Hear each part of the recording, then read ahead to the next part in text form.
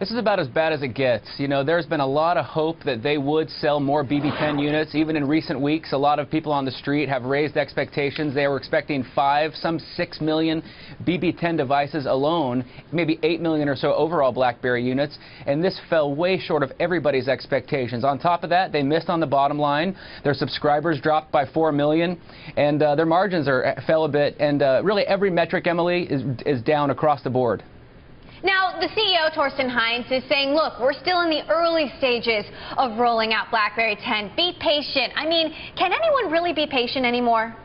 You know what, it's hard to be patient because they've been very hopeful for the last 5 months, and some will say, oh, that's not enough to gauge demand. At the end of the day, we've got a really good look at the Z10 demand, and it's a dud by really any metric. There is some variability in the new Q10 and Q5 devices. Those are the BlackBerries with keyboards, and I actually think they're likely to sell a decent amount during this August quarter, and then fade after that. But it's hard to say that investors will care at this point because these first indications of demand are so negative.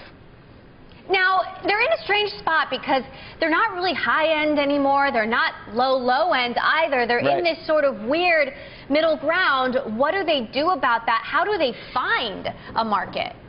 I wrote this about a year ago, and I still feel the same way. I think for them to survive, and they will survive, they have $3 billion in cash, they're not going anywhere.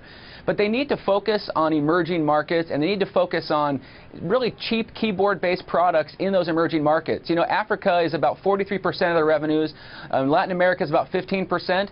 There are millions of people who will buy cheap, sub-$200 BlackBerry products, and I think if they can figure out a way to do that profitably, that's where they can survive. Because it's not going to be at the high end. It's not going to be fighting against Apple and Android. But I do think that, you know, smartphones are still about 50% of the global market.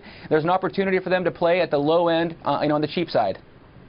You know, Brian, I still have a BlackBerry. You know, I have other phones as well. But, you know, I relied on it for a really long time for email, but I don't really need it for email anymore. It's sort of just like an extra phone line. And the reason I don't use it is the product itself just isn't very good. The touchscreen is horrible. It gets confused with whether I'm touching it, whether I'm trying to make a phone call, what I'm trying to do. That's a great endorsement for BlackBerry. Well, why isn't the product better? I mean, it's been years now they've been working on this. Look, at the end of the day, all they ever really did well that first 10 years of having a product was email. They never really mastered anything else well, but they did email better than anybody else. And I think that it's difficult to create what Android and Apple have done. You know, you have some of the best software engineering minds in the world at those two companies, and then Microsoft I'll throw in there as well, doing great operating systems. BlackBerry just came late to the party and changed their routine a little too late. But you know, the new OS is actually decent, but the problem is that it should have come out 3 years ago. To launch it in 2013 is really just makes it an also-ran, and I think people like you are holding on to their BlackBerries, but most people are letting go of them, and that's best evidenced by their subscriber numbers dropping off. Right, and I'm increasingly thinking I really don't need it anymore. My last question is about the playbook. It's sort of like an afterthought these days. You once told me the BlackBerry playbook was barely better than a drink coaster. You know, Torsten Heinz said today they're not planning to upgrade it to BlackBerry 10. He had promised that initially. I mean, is the playbook done at this point?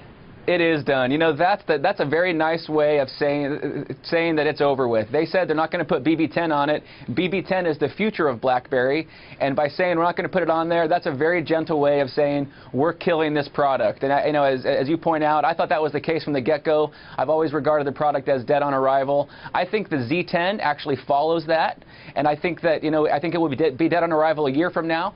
But I think that they need to focus on the keyboard, the low-end keyboard products in emerging markets if they want to survive and still sell units.